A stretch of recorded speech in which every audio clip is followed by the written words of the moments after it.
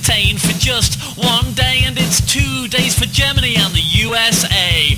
Russia has 5, Italy has 4, so why do we require 38 more? There's no argument for it, mine's the argument against. I want the voters to come down off the fence. I've gambled my job and my political future. Mr. Brown, debate with me.